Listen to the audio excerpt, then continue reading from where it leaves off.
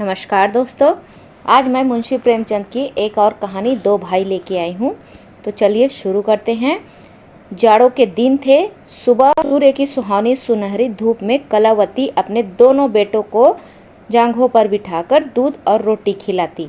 केदार बड़ा था, माधव छोटा, दोनों मुंह में रोटी का कौर लिए कई पग उछल उछल कर फिर अपनी माँ की जांघों पर आ बैठते। माँ उन्हें चूमकर बुलाती और फिर उन्हें बड़े प्यार से कौर खिलाती। उसके हृदय में प्रेम की उमंग थी और आंखों में गर्व की झलक थी। दोनों भाई बड़े हुए, साथ साथ गले में बाहें डाले खेलते थे। केदार की बुद्धि चुस्त थी, माधव का शरीर। दोनों में इतना प्यार था कि साथ साथ स्कूल जाते, साथ साथ खाते और साथ साथ रहते थे। दोनों भाइयों की शादी हुई। केदार की वधू चंपा अमित भाषिनी और चंचला थी। माधव की बहू श्यामा सांवली सलोनी रूप राशि की खान थी। बड़ी मृदु भाषिनी, बड़ी ही सुशीला और शांत स्वभाव थी। केदार चंपा पर मोहे और माधव श्यामा पर रिझे, लेकिन कलावती का मन किसी से न मिला। वह दोनों से खुश भी थी और दुखी भी थी। उसकी शिक्षा दीक्षा का बहुत अंश इस व्यर्थ के प्रयत्न में व्यय होता कि चंपा अपनी कार्यकुशलता का एक भाग श्यामा के शांत स्वभाव से बदल ले। कुछ समय बाद दोनों भाई संतानवान हुए। हरा भरा वृक्ष खूब फैला और फलों से लद गया। कुत्सिल वृक्ष में केवल एक फल दृष्टिगोचर हुआ, वह भी कुछ पीला सा मुरझाया हुआ, लेकिन दोनों खुश नहीं थे। माधव को धन संपत्ति की लालच थी और केदार को संतान की इच्छा थी। भाग्य की इस कूटनीति में धीरे धीरे द्वेष का रूप धारण किया, जो स्वाभाविक था। श्यामा अपने बच्चों को संवारने सुधारने में लगी रहती, उसे सिर उठाने तक की फुर्सत नहीं मिलती थी। बेचारी चंपा को चूल्हे में जलना और चक्की में पीसना पड़ता था।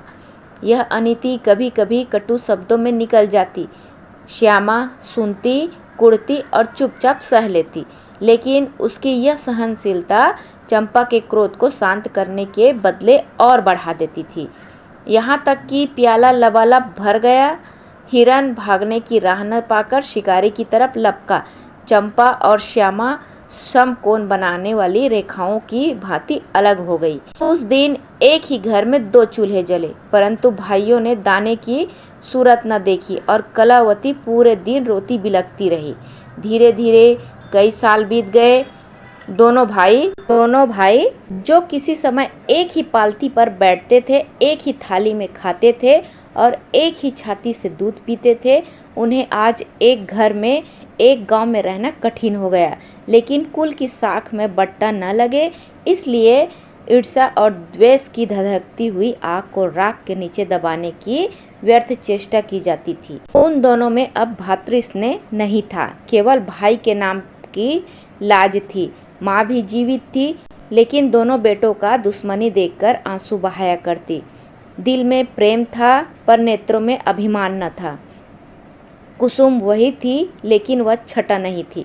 दोनों भाई जब छोटे थे, तब एक को रोते देख दूसरा भी रोने लगता था। तब वह नादान, बेसमझ और भोले थे। आज एक को रोते देख दूसरा हंसता है और तालियां बजाता है। अब वह समझदार और बुद्धिमान हो गए थे। जब उन्हें अपने पराये की पहचान न थी, उस समय यदि कोई छेड़ने के लिए एक को अपने साथ ले जाने की धमकी देता, तो दूसरा है वो जमीन पर लौट जाता था, उस आदमी का कुर्ता पकड़ लेता था। अब यदि एक भाई को मृत्यु भी धमकाती, तो दूसरे के नेत्रों में आंसू नहीं आते। अब उन्हें अपने पराये की पहचान हो गई थी। बेचारे माधव की दशा बड़ी दयनीय थी। खर्च ज़्यादा था और आमदनी कम, उस पर कुल मर्यादा का निर्वाह। हृदय चाहे रोए, लेकिन होंठ हंसते रहे। हृदय चाहे मलिन हो, पर कपड़े मैले न हो। 4 पुत्र थे, 4 पुत्रियां और आवश्यक वस्तुएं मोतियों के मोल। कुछ पाइयों की जमींदारी कहाँ तक संभालती। लड़कों का ब्याह अपने वश की बात थी, मगर लड़कियों का विवाह कैसे टल सकता। 2 पाई जमीन पहली कन्या के विवाह में भेंट हो गई, उस पर भी बाराती बिना भात खाए आंगन से उठ गए। शेष दूसरी बेटी के विवाह में निकल गई। साल भर बाद तीसरी बेटी का विवाह हुआ। पेड़ पत्ते भी न बचे। हाँ, अब की डाल भरपूर थी, लेकिन दरिद्रता और धरोहर में वही संबंध था जो मांस और कुत्ते में। इस कन्या का अभी गौना भी न हुआ था कि माधव पर 2 साल के बकाया लगान का वारंट आ गया। कन्या के गहने बंधक रखे गए, गला छूटा। चंपा इसी समय की ताक में थी। तुरंत नए नातेदारों को सूचना दी, तुम लोग बेसुध बैठे हो, यहाँ गहनों का सफाया हुआ जा रहा है। दूसरे दिन एक नाई और 2 ब्राह्मण माधव के दरवाजे पर आकर बैठ गए। बेचारे के गले में फांसी पड़ गई। रुपए कहाँ से आए? न जमीन, न जायदाद, न बाग, न बगीचा। रहा विश्वास, वह कभी का उड़ चुका था। अब यदि कोई संपत्ति थी तो केवल वही 2 कोठरियां जिसमें उसने अपनी सारी आयु बिताई थी, और उसका कोई ग्राहक नहीं था।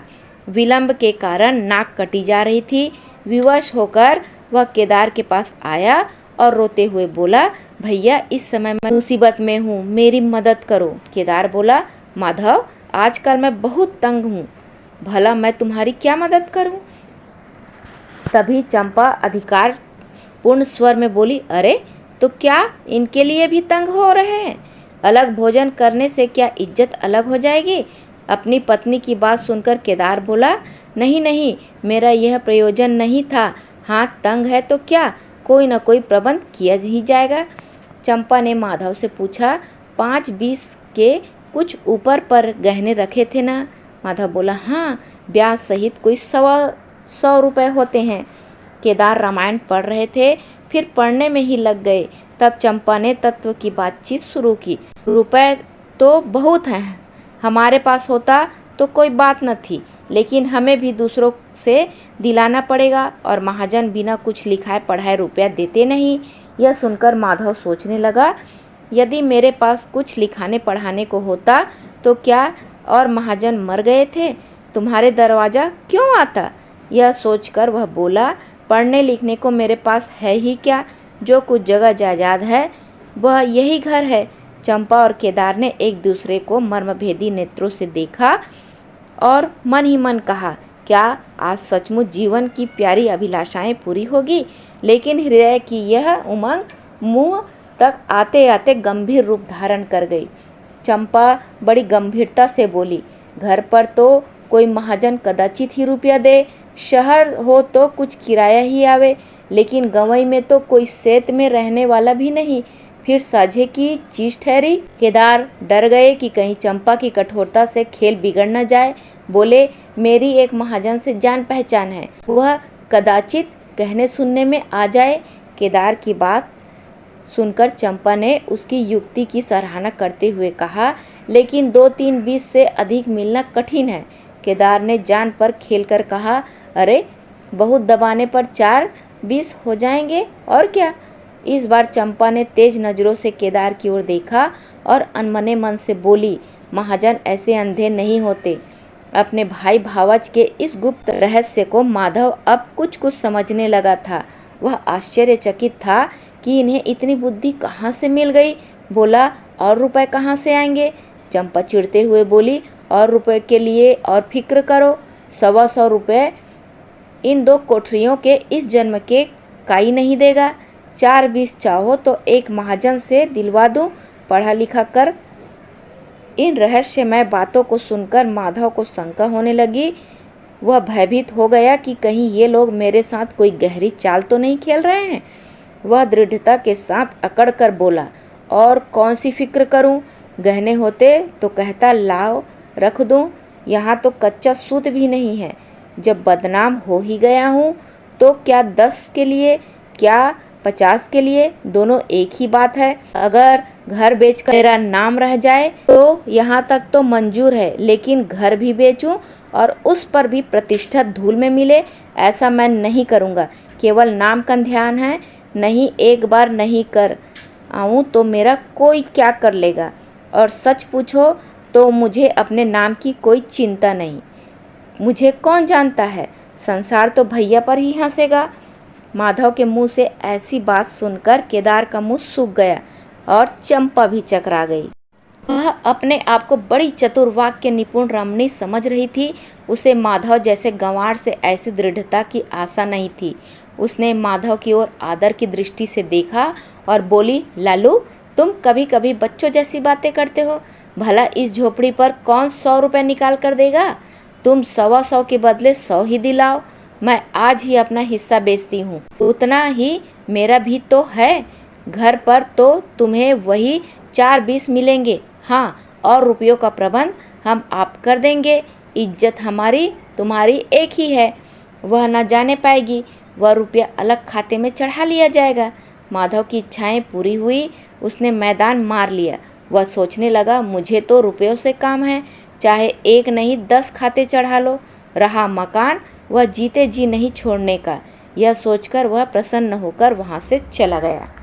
माधव के जाने के बाद केदार और चंपा ने अपना कपट भेष त्याग दिया और काफ़ी देर तक एक दूसरे को इस कड़े सौदे का दोषी सिद्ध करने की चेष्टा करते रहे।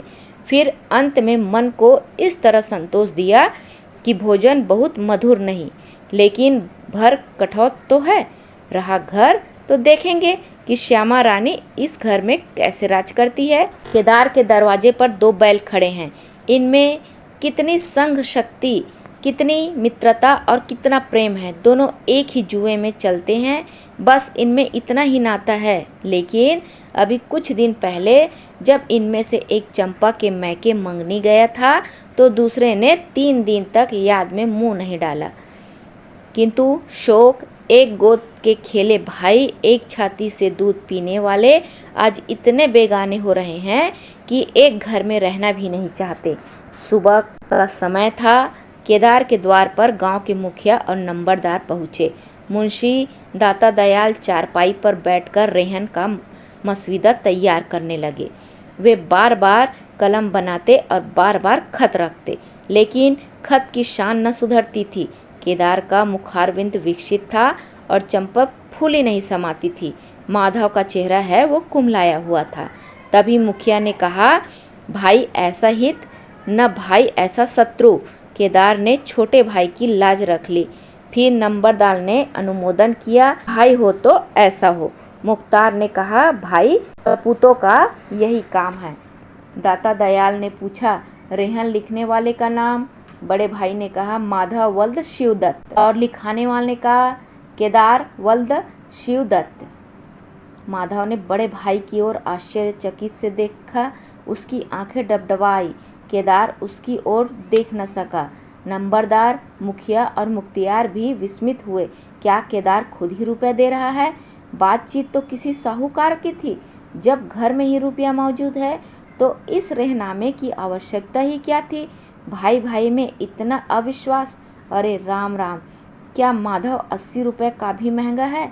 और यदि दबा ही बैठता तो क्या रुपए पानी में चले जाते?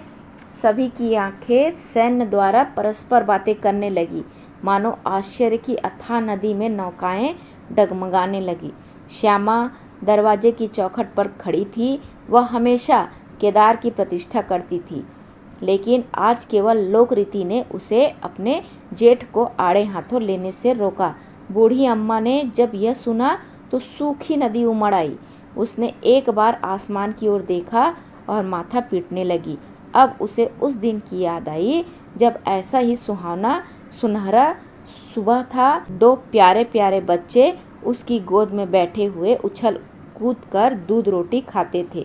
उस समय माता की आंखों में कितना अभिमान था, हृदय में कितनी उमंग और कितना उत्साह था।